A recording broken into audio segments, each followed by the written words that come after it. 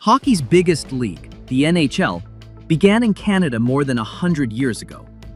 In 1917, only 4 teams played, 2 from Montreal, 1 from Ottawa, and 1 from Toronto. Back then, the game looked different. Players used straight wooden sticks, nobody wore helmets, and goalies stood up tall without masks. Passing the puck forward was even against the rules until the late 1920s. The winner of this tiny league did not always keep the big silver trophy called the Stanley Cup. They still had to beat champions from other leagues first. By 1926, the NHL owned the cup for good and started growing in the United States. Boston became the first U.S. team, soon joined by Pittsburgh, New York, and others. By the mid-1920s, 10 teams skated in the league, 6 of them American, which helped hockey spread south of the Canadian border. After some early ups and downs, war, and money problems, the NHL settled into what many fans call the Original Six era. From 1942 to 1967, only 6 clubs played every year: Montreal Canadiens, Toronto Maple Leafs, Boston Bruins, New York Rangers, Chicago Blackhawks, and Detroit Red Wings. With so few teams, the best players were packed together, so every game was fierce and full of talent. The same rivals met over and over, which built deep grudges and famous stories. Stars like Maurice "Rocket" Richard scored 50 goals in 50 games when seasons were short and tough. Gordie Howe did everything: score, pass, and fight, often all in one night. Toronto ruled the 1940s. Then Montreal grabbed 5 championships in a row from 1956 to 1960. Goalies still had bare faces until 1959, when Jacques Plante wore a mask after a puck smashed his nose. Soon, everyone copied him. But hockey could not stay small forever. In 1967, the NHL doubled overnight, jumping from 6 to 12 teams by adding new clubs in Los Angeles, Minnesota, Oakland, Philadelphia, Pittsburgh, and St. Louis. The league wanted to reach fans across the United States and beat other up-and-coming leagues to big cities. At first, the old teams crushed the new ones, yet the newcomers learned fast. Philadelphia's nickname, the Broad Street Bullies, fit their rough style, and they became the first expansion club to win the Stanley Cup in 1974 and 1975. Competition outside the NHL grew too. A brand new group called the World Hockey Association started in 1972 and signed famous players for big money, forcing the NHL to keep changing. Around the same time, Canada played a dramatic 8-game series against the Soviet Union's best skaters, showing the whole world that hockey could be more than a North American game. On the ice, defenseman Bobby Orr wowed everyone by racing coast to coast and leading the league in points, proving that even backline players could be stars. The NHL kept adding teams: Vancouver and Buffalo in 1970, the New York Islanders and Atlanta in 1972, and Kansas City and Washington in 1974. By 1979, the WHA folded, and 4 of its clubs, Edmonton, Winnipeg, Quebec, and Hartford, joined the NHL, bringing the total to 21 teams. Great dynasties followed. First, Montreal won 4 straight cups from 1976 to 1979. Right after, the New York Islanders captured 4 in a row from 1980 to 1983. Then came the Edmonton Oilers, led by Wayne Gretzky. Gretzky's Oilers lifted the cup 5 times in 7 years during the 1980s, scoring goals at a record pace. Gretzky alone set marks, like 92 goals in one season and 2857 career points, that still seem unbreakable. Offense exploded everywhere. Some teams scored more than 400 goals in a single season, and several players topped 70 goals, something nobody has done since the 1990s. Helmets became required for new players in 1979, and goalies decorated their masks with colorful art. For a brief moment, some teams even tried long hockey pants called Cooperalls, but they soon switched back to regular shorts. The fun-to-watch 1980s didn't last forever. As the 1990s began, coaches invented a sneaky plan called the neutral zone trap.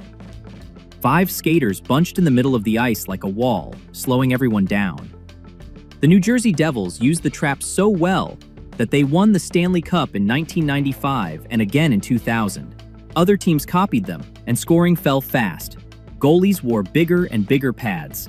Defenders grabbed and hooked speedy forwards, and games felt tight and low-scoring. Fans nicknamed this stretch the dead puck era because the puck seemed to die in the middle of the rink.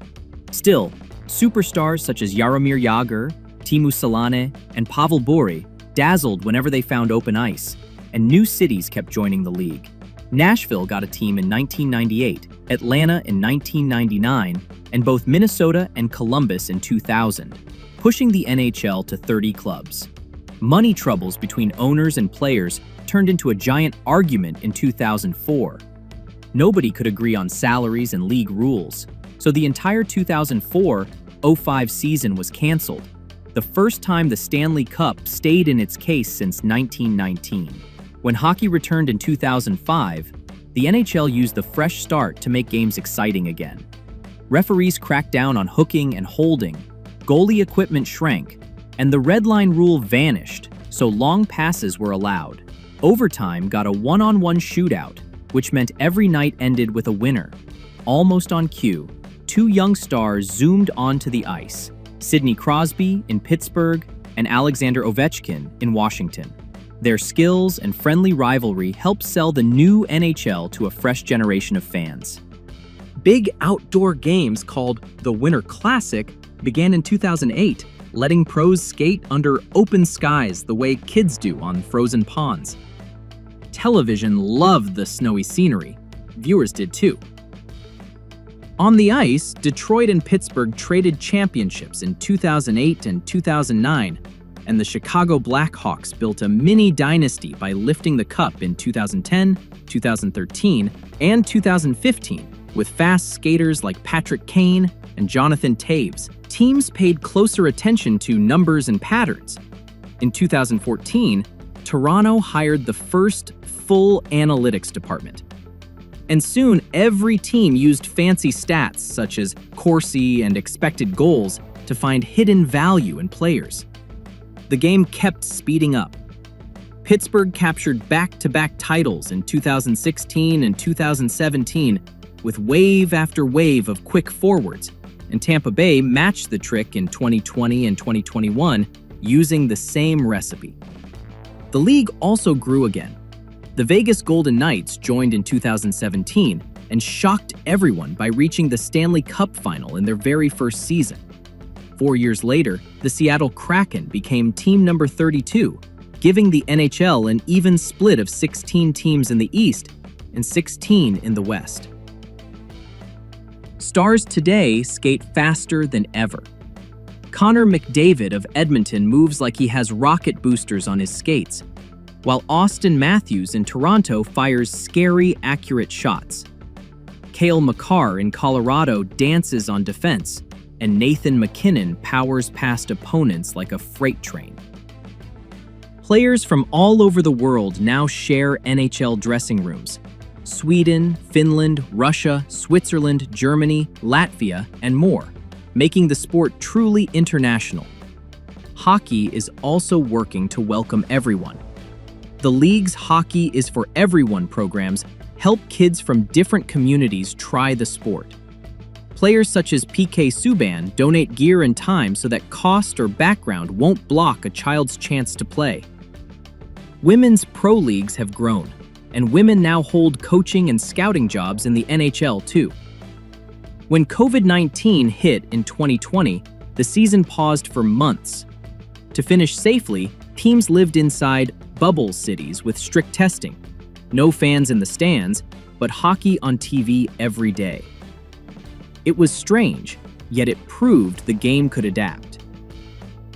Shortly afterward, full arenas roared again, and the 2023-24 campaign showed that the modern NHL averages about 6 goals per game, much livelier than the old dead puck days.